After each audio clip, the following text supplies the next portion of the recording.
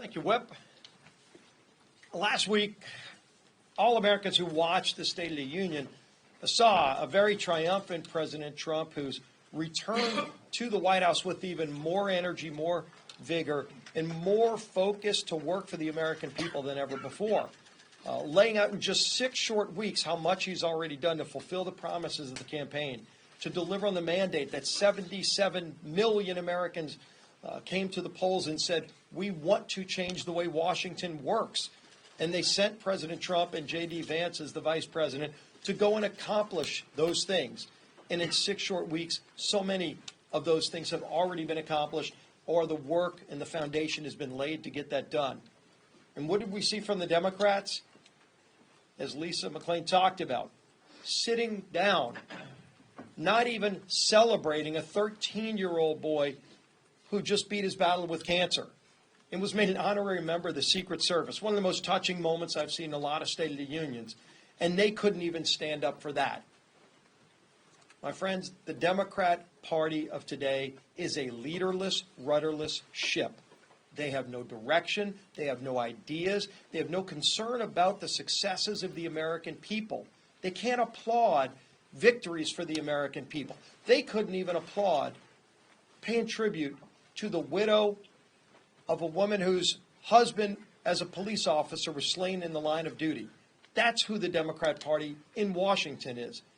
So many Americans who consider themselves Democrats have left that party because the Democrat Party has left them behind. A lot of those Democrats voted for Donald Trump and voted to put us in the majority, both in the House and Senate, because they're tired of the hatred and the anger that fuels today's Democrat Party. They want to see people that are going to go to work fighting for them. And that's what we're doing. Today's another example of the House doing its job. We have a responsibility to deliver for the American people, and we're going to do it with or without the Democrat Party. You know, a lot of Democrats we all get to bring a guest to the State of the Union. A lot of them brought federal workers as their guests to the State of the Union. They seem to act like they care about federal workers. You saw a lot of Democrats over the last few weeks show up at federal buildings with some federal employees who haven't been able to find their federal headquarters to go to work for the last 3 years, using COVID as an excuse, but they showed up to protest, to rally against rooting out waste, fraud, and abuse in government. But ironically, those same Democrats who claim to care about federal workers, today almost all of them will vote to furlough those federal workers that they claim to care about. How's that for showing appreciation for the people who work for this federal government? You know, and all of them have said quotes, and the speakers laid out a great video that lays out a lot of the quotes that Democrats have made over the years about shutting down government. Yet today, many of them will vote to shut down the government. And for what reason?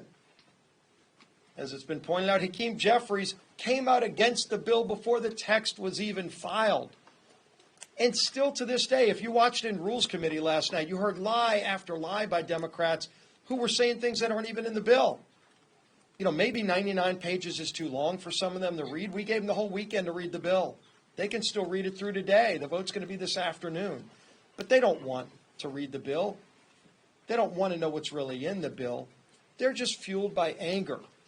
Anger that Donald Trump won the election. Anger that 77 million people went to the polls and demanded a change in the way Washington works. Well, I've got a message for my Democrat friends out there. Whether you like it or not, the American people demanded change, and we're going to deliver that change for them with or without this wild, reckless, far-left, progressive Democrat Party of today. They don't represent the American people. They're fighting against the will of the American people. But we, as the Republican majority, are going to deliver for those families who are struggling, who want relief, who want help, who want to get Washington off of their back and want lower costs. We're going to do that. We passed a bill over to the Senate. We're going to urge our Senate, once we finish this bill, the Senate's got to start moving on the House budget that we sent to them weeks ago. Everybody's got a job to do around here. We're going to do ours today. And the leader who's heading that effort up is our Speaker, Mike Johnson. Thanks so much, Mr. Leader. Thanks for these